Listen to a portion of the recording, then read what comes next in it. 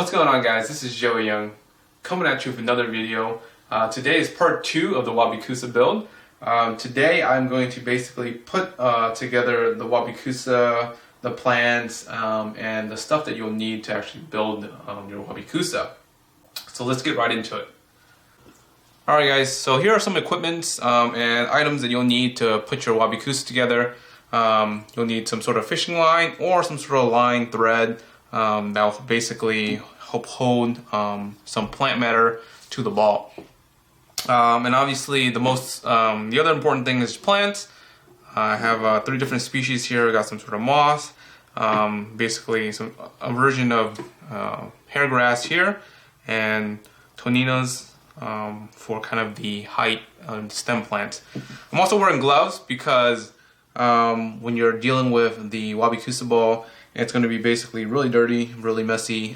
So if you don't mind getting your hands dirty, you can definitely, do bare hand. I prefer this because I have equipment that I have to touch, so I'd rather just quickly take this off, deal with the equipment, and then go right back into it. And scissors to cut some stuff, and a misting container or just a spray bottle just to keep things moist, because if you're taking your time, you definitely need to moist it. I also have some tongs, and this is not needed. You just basically need something sharp or something that's kind of thin, like a pencil. Even this will work. You're basically going to be poking holes for your stem plants placed in there, as well as in your other plants. So you just need that. Alright, and finally the most important thing is the purely aquatic eco ball. This was developed by me, and I am currently testing it out. So look for this product in the near future. I will be definitely selling some of these. But currently it's about 2.5 for a medium size. I'm probably going to look into building a couple bigger ones, maybe 3.5 to 4 inches in diameter. Alright, so once you kind of have all your ingredients, first thing is the ball. If it arrives to you guys kind of not moist, you can definitely use the spray bottle. Make sure it's moist. For the most part, it should be pretty good in terms of retaining moisture. Alright, for the plants, definitely the one main plant that you will definitely want to use is some sort of moss. So right now I have just an abundance of Taiwan moss that I'm going to be using. So the benefit with moss is it's an easy to grow plant. It can transition pretty easily in terms of, from submerged to immersed, and that it helps retain moisture for the Wabi Kusa ball. So normally you can kind of just spread it out like this and put a nice little cap to it like that. And with moss, you kind of want to have a thin layer of moss. You don't want to have big clumps, because when you have clumps, certain moss will die, or that certain area will die. So anyways, over time, this moss will take over the ball, and it'll be fine. So alright, so there's 2 choices. If you prefer to actually have everything held down, this is where you actually use your fishing line and actually tie this down and actually hold it down. As you can see, the moss, it actually over time it will actually grip it pretty well, and you don't really need to actually have the fishing line in there, just because this is going to be pretty stable. So in this build, I'm going to kind of keep it natural and actually not use the fishing line. So definitely, if you guys prefer using the fishing line to have everything tight, everything like down, and especially if you have more moss, you may want to consider using the fishing line. But for this one, as you can see, the moss is going to hold pretty well, and plus it's just going to be sitting like this. The Wabi Kusa ball is not going to really move. There's not going to be anything that actually interferes with it. So this is actually going to be pretty well as is. Alright, moving on to the next plant. So what I'm going to do here is I'm going to basically break these into little clumps, similar to like this, or even probably smaller, so that way you can get a nice carpeting going. So I probably don't actually need all of this plant, but I'm going to break up a couple of these. So for example, like this one, I could probably break up into a few extra small ones here, like so. This one's pretty good. This one's kind of thick, so I'm going to break this up. So just like planting these plants into your aquarium, you kind of want to have either a tiered level build. You want to kind of have the carpeting plants up front and then have the longer stems in the back, just so that the ratio, when you look at it in front here, that you can actually see all the plants. So I'm going to keep this carpeting grass up front here while keeping the stem plants in the back. A quick tip for you guys is, if you can, get the plants immersed. It will help definitely transition the plants a lot easier, and it'll grow a lot faster. So there's nothing wrong with using submerged plants. They have to basically transition. These plants are already grown immersed. These ones right here. The moss was grown submerged, but moss is very easy to transition to, and they'll grow very well in either conditions. Alright guys, so next step, I'm going to basically poke some holes into the ball, and I am going to basically make some just even holes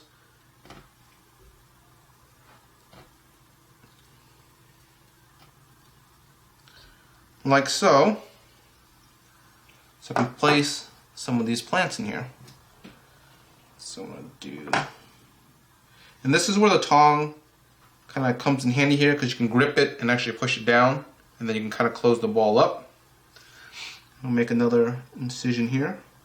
And there's no right or wrong in terms of how to, place your plants. Just kind of place them evenly spaced so that they can kind of grow in nicely, carpet nicely. And, eventually these plants, they'll spread like any other plants, and they'll grow, they'll make runners, and, everything will look nice. So what I'm going to do here is, instead of putting another layer right directly back, as you can see there's a space here, I'm going to put a couple of these in between here so it can kind of fill in the gaps.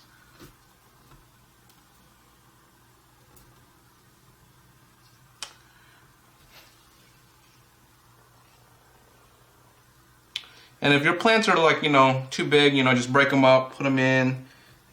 This is all about your taste, your style, and how you like it.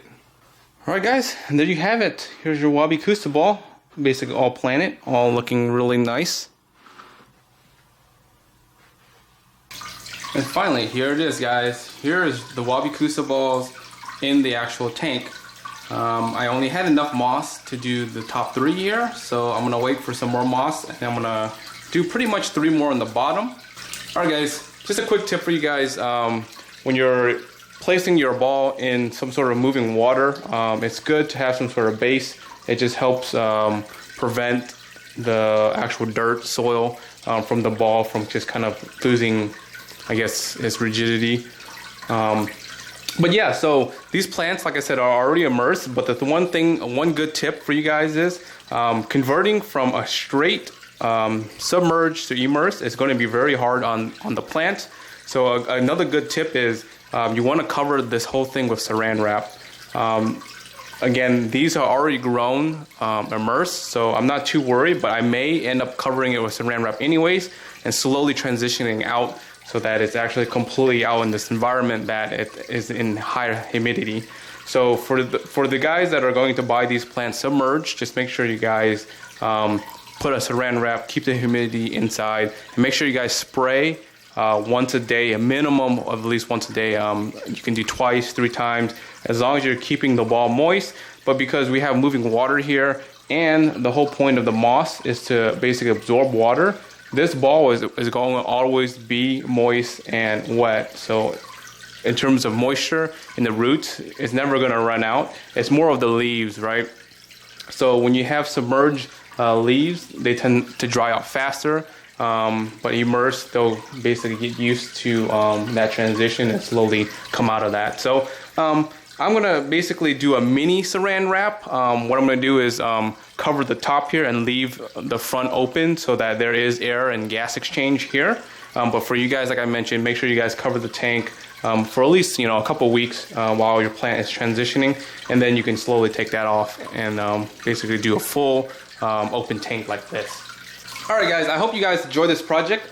This is just day 1 of the tank, so in a couple weeks here I'll probably do more videos for you guys, more updates, and you guys will get to see the progress of the plants and see how it's growing and whatnot. So make sure you guys stay tuned. If you guys are new, please hit that subscribe button, like if you do like the video, and peace guys.